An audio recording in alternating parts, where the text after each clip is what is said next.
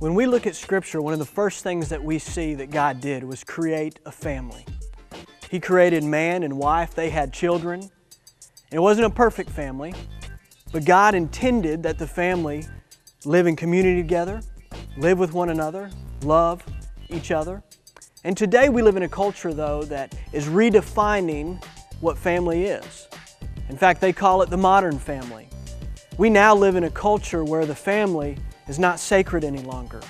We live in a culture where there's legislation going to the floors even today that has to do with how you define what marriage looks like, with abortion or pro-life, or what parents can and can't do within their own household.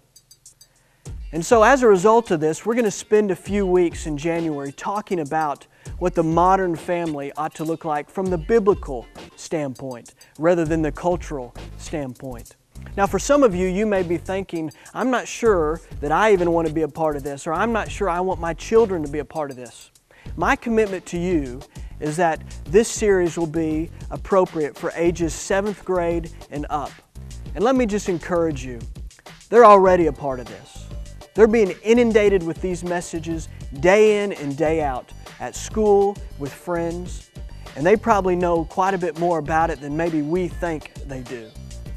And so this is an important time where you and your family will have the opportunity to have some discussion, learn biblical teaching on what it looks like from God's perspective. And we commit to you that we're going to provide you some questions and some other resources where you and your family can have discussions around the dinner table to talk about what the biblical modern family looks like.